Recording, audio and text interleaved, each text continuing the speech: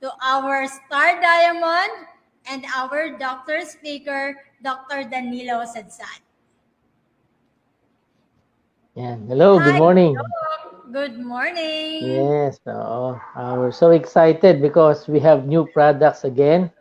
This only proves na ang DXN is laging in the forefront. Ano? Siya yung trendsetter. Hindi siya humahabol, kundi siya yung hinahabol. Di po ba? So we are so, we are so fortunate to be with DXN because as we see, yung mga humble beginnings natin with DXN, kung paano siya lumaki ng lumaki. And now, DXN is coming up with innovative products na magagamit natin for our daily and practical uses. Diba? Yes. So yan po nakakatawa sa DXN. Hindi lang siya yung health na supplement, meron din siyang medyo nagda-diversify din siya sa pagpasok sa mga food industry, di ba? Kagaya ngayon, may mga products tayo, natuwa nga ako sa ito, ano ba yung spirudel? Tinignan ko, noodles pala siya. To be honest, I haven't tried the spirudel yet, but I'm looking forward to. Then meron pa tayong DXN Hong Tea Powder. And then yung pearl, kasi alam ko yung pearl sa Mindanao, ginagamit lang mga earrings yan, tsaka necklace, di ba? But kung titingnan po natin ang historical use ng pearl, it's been around for a long period of time at marami palang health benefit ang ating pearl. Not only ornamental, but it's also good for our health. So it's both internal and external. And probably later on, we'll be talking about it. Thank you, Ma'am Juliet, for your very generous introduction. Doc. Yes, I'm honored to introduce you today. So just like me, our viewers are all excited to learn more about this. So you may please start the presentation, Doc, and see you again later. Salamat po. Good morning. So I'll be starting, since we have 3 sets of slides, I'll be starting with the DXN Hong Tea Powder. So if we can have the first slide, please, ng DXN Hong Tea Powder.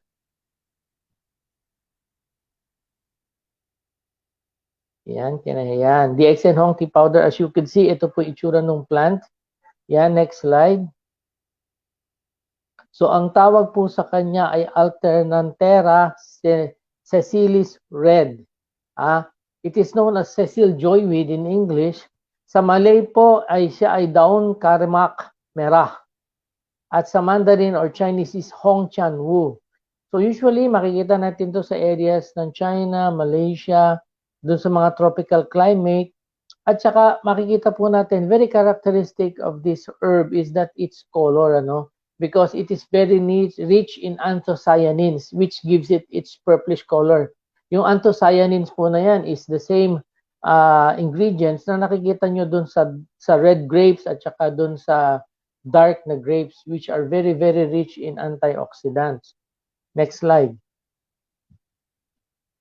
Yan, so yung dahon po niya, yan, marami pong gamit ito, It can be used for cooking, could be used for preparation as herbal tea, so pwede natin siya maging beverage.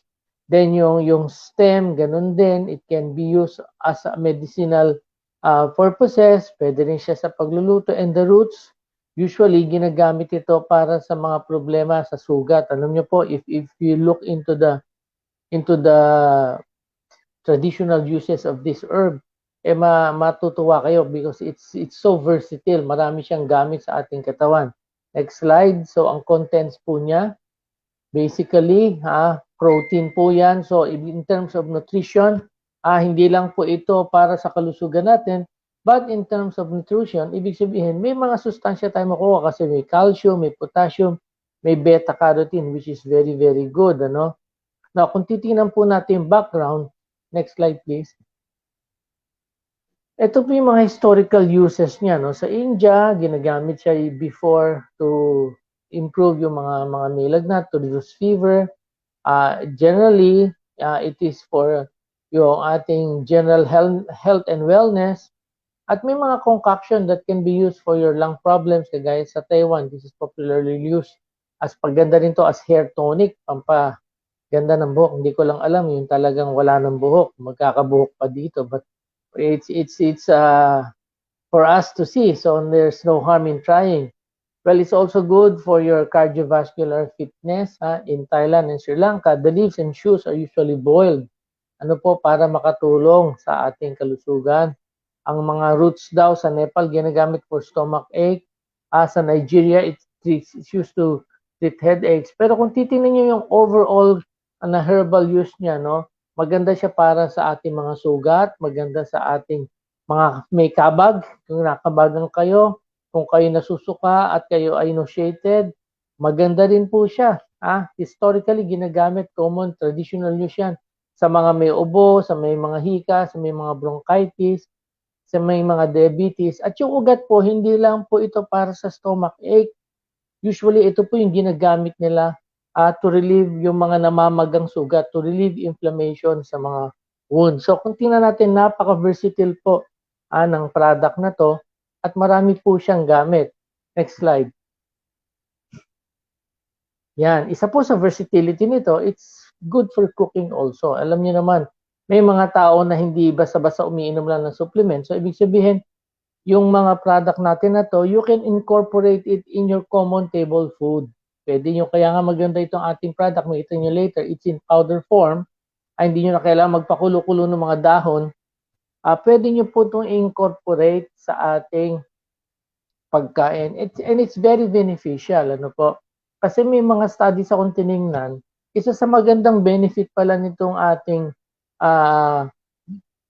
itong product natin na to is it's very good for your liver. May binasa po akong studies, ay hindi ko na lang po ma-share sa slide, but it shows yung equality ng effect niya. Halos kasing effective na po siya ng Silimarin para tulungan yung ating atay. Alam niyo yung Silimarin, di ba? Nakikita yung mga advertisement ng mga liver aid, mga yan. Silimarin po yung laman yan eh. So there are studies na yung mga at a dose of around 250 milligrams per kilogram body weight, halos pareho ang epekto niya sa atay natin, lalong-lalo na may mga problema sa atay, mga induced ng mga toxin, induced ng alcohol, na problema sa atay, yung mga tumataas yung SGPT, kakroon ng fatty liver, kakatulong po ito as good as your Silimarin at a 250 milligram kilogram body weight na dosage. That's approximately mga 1 to 2 grams yan, 1.2 grams yan for a 50 kilo individual. So, ibig sabihin, maganda ang benepisyo niya talaga sa katawan. Okay, next slide po. Next slide. Yan. So, ito na yung DXN Hong Tea Powder natin, ano? Yung Alternatera senicelis Red. Kasi po may mga variation po to na ibang mga plant, yung mga puti ang bulaklak. But this one, yung red variety po ang mas maraming medicinal benefit, ano? So it is in powder form para madali ang kanyang consumption at saka absorption. And each gram contains 1 gram of herb ng Altera sinensis. So kung kagaya nung sabi ko sa inyo kanina, for your liver, it's around 250 milligrams per kilogram. Kung kayo ay 50 kilograms, approximately 1.2 grams per day. Yung makakatulong para makapagpaganda sa inyong atay. Now, ito pa, yung direction for use, meron pong provided spoon to. Mix 1 spoon with 100 ml of water. Pwede nyong i-stir ito at pwede nyong inumin before meals. Or pwede nyo pong itong ihalo sa inyong kinakain. Let's say you are eating outside. Next slide po, yung direction for use. Yan. So, yan, as I said, pwede po natin itong i-mix in water, warm water, yung ating pong spoon na available, 2 grams po yan, and then stir well, then take it immediately before meals.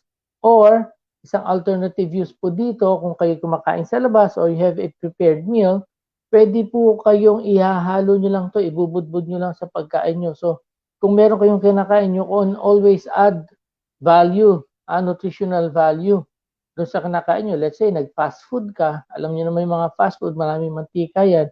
So, to add nutritional value to your food, pwede po i-sprinkle ito. Okay? So, ang maganda po kasi dito sa ating product na to, it contains so many phenolic compounds, may triterpenoids din po yan. Ito po mga components nito, lalo na yung mga triterpenoids na to, isa sa pinakamagandang benepisyo po nito, as I may add as we go along, yung pong mga may mataas ang sugar. they found out sa mga researches, yung pong type 2 diabetes na obese, yung mga may diabetes na medyo hindi makontrol ang weight gain nila, nakita po sa mga research na itong ating product na to ay maganda ang epekto sa pagtulong pagpababa ng blood sugar for obese type 2 diabetics. So, isa sa mga ano po yan, sa mga additional inputs natin yan. So, ito pong Hong tea powder na to, continue next slide. Next slide po. Yan. It comes in 18 grams pack, Isang box po is 5 packs, 5 packs per box.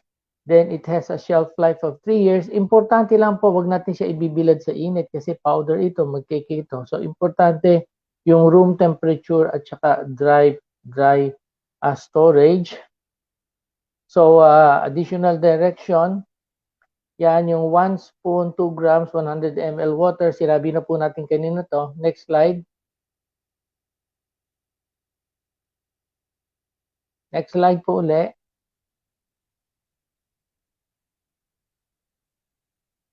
Okay, so yung beneficial nutrients, sinabi ko sa inyo kanina, mga phenolic compounds, triterpenoids, mga amines. So marami po itong naitutulong sa ating katawan.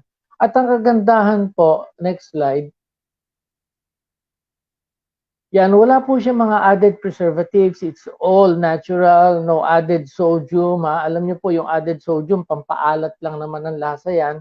Walang artificial coloring kasi po by nature talaga itong herb na to ay mapula-pula or purplish in color.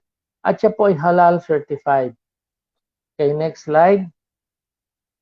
So ito po yung details ng ating Hong tea powder. If you are a distributor, well, you are to be guided with this. Yung distributor's price and of course yung mga CPE at saka PVs natin, which is very important. So basically yan po yung tukol sa Hong tea powder. And we'd like to go on to the next product. After Hong tea powder, ay puntahan po natin yung pearl powder. Who can consume and use DXN products? Since DXN products are natural health products, they are suitable for all categories of people, starting from infancy to old age, and the sick.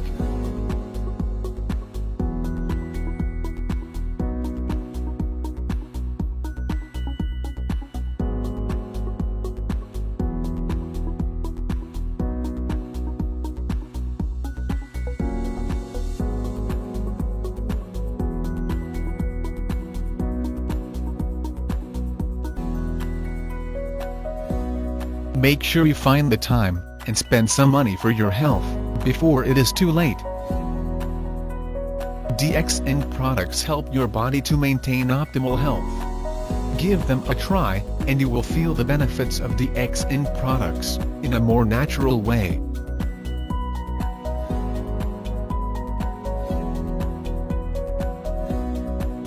Thank you for spending your time with us.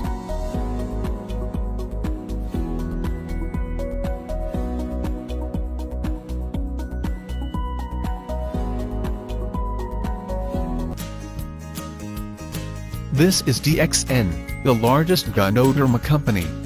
Join us today as one of our business partners and enjoy health and financial freedom. Thank you for listening to this presentation.